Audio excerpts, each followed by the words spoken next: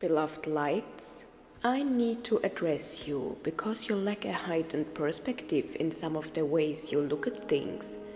You complain about external circumstances that you were fully aware of before your incarnation. You knew that you would meet the dark side to the fullest.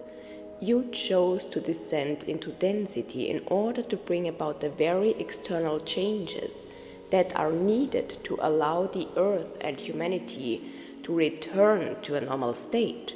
For a long time, the Dark Ones were allowed to work in your planes on earth to allow you to gain insights into the maturity of your souls, but also to experience things that are simply not possible for you to experience in the higher dimensions from which you all come. For such events simply only exist on the level of the third dimension of consciousness. Here you have the opportunity to experience the polarities of duality in all their severity, but also to live them in all their facets. Even those souls who are incarnated and assigned to the Earth star seed come from higher dimensions. I greet all the star children among you, and I greet all the earth children who have their origins on earth. I greet you all. Beloved lights, it is an urgent time to explore new ways, for your ways of looking at things sometimes lead to blind alleys. It is time to show you ways out of misery and out of the labyrinth by simply understanding.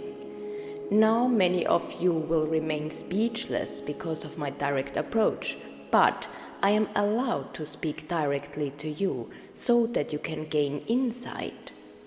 Only through understanding you can see your earthly concerns from a higher perspective, and thus rise above the density that has surrounded you with its veils of blindness. Even if you don't believe it, most of you are still controllable. So I urge you to be careful how and to what extent you engage with external events and resonate with the turmoil. It's not good for you to be in the clutches of dark structures, so I allow myself to show you new perspectives. As you are creatures of the higher spheres, but your access to other world is sometimes still blocked or not yet expanded, because you simply lack the prior knowledge, I may offer you an explanation today to lift your veils to the extent that is good and right for you now. Even though the circumstances may seem incomprehensible to your ears at first, or even incomprehensible in the sense that you don't want to understand, it is still necessary to express some things as they are needed at this moment, for it is your insights that can inspire you to rethink and enable you to see things in a new way. A chain reaction is set in motion when you understand and consider looking at things from a different or higher perspective. As a result, you live or act differently, and your changed way of perceiving things can radiate to others.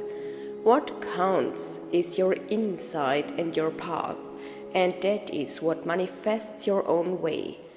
When others also recognize your path as theirs by moving forward through more positive action, others will follow you because they can recognize.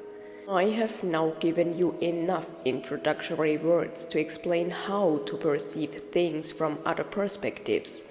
Once you have internalized this, if this is good and correct for your own way of perceiving, other gates will open. Know that the other side will certainly be allowed a certain amount of leeway for destruction, but before you are left with consternation and confusion, I will explain to you why this is allowed. The dark is allowed in a way to work destructively on your planes to dismantle these structures it once created. So we allow the dark structure to rage in a certain way, but under controlled conditions. If it gets out of hand, there will be intervention. You can be sure that this is being closely monitored from the celestial spheres, my dear ones.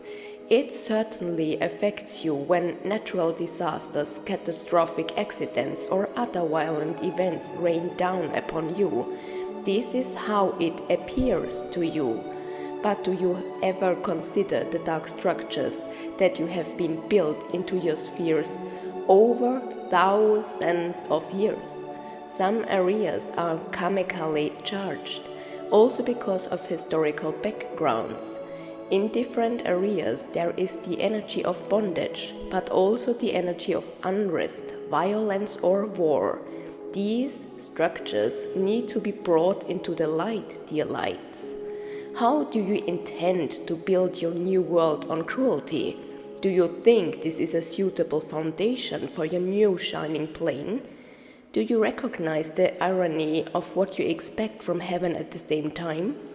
It is not possible to build heavenly structures on the cruel planes. First, the old must and will pass away. If you expect heavenly fruits on tainted soil, I must disappoint you, my dear ones. First, there must be purification, and it must be profound. Natural disasters dissolve karmic events. They emerge from the earth layers and reach the light of day. Energies can be transformed by active events. You can never destroy energies. They can only be transformed, and so it happens that the dark structures are transformed into luminous ones. All the people and animals who lose their lives in this process have agreed to do this before their incarnation. Why and how is not your concern. You do not see why these people choose to do this, or if they had to balance something. It can also happen in the spirit of light service and soul maturity, with these very people being in the right place at the right time. It is planned, even if you don't understand. It is only by looking from a higher perspective that one might recognize embedded structures, but events from past lives also play an active role. All the darkness that has sometimes and especially been lived out by human beings must and may now be brought into the light. How could you build heavenly worlds of omnipresence on bloody, contaminated earth? How could you? Recognize the irony that you expect from heaven. I am aware that my words are unpleasant to your ears, but even if you turn away so as not to hear any more, it does not change the fact that everything must first be cleansed in order to be able to build something new. The darkness must go, and it should, as much as possible, remove all its traces from the earth. If it is important to you that ascension takes place in a calmer way, then it is up to your collective action to confront the destructive structures face to face and to stop them with an outreaching hand. It is up to you to participate, to help transform the structures of darkness into light, so that your earth does not have to shake herself off with earthquakes or floods that sweep away and wash away the dark structures embedded in the ground. Natural disasters are often initiated by the darker planes, but also by your manipulation of the weather. It is intended that through this action all the darkness will literally be brought to light, and salvation can take place. And so, in effect, the darkness is destroying itself, though in its stubbornness it will not admit so. But its stubbornness will not help, nor will your closed ears. I speak out of love and for love. My words come from the celestial realms to reveal new perspectives, and to encourage you to become even more involved in the collective lightwork.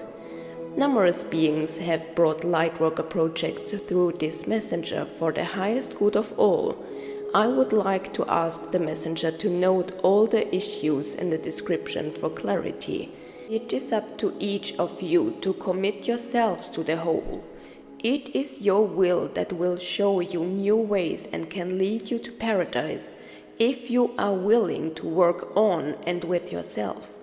And so I refer lovingly to Lyra's recent message, which shows the necessity of how much your actions can make a difference.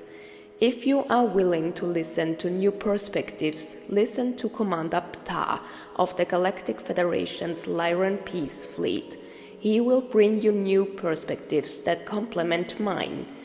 Take those insights that resonate well with your greater whole and that are personally appropriate for you. Take what is positive for you and try to see things from new, higher perspectives. We from the heavenly realms are with you, and we never tire of repeating ourselves. It is necessary for you to understand, and I tell you, it is necessary for you to act. Metatron.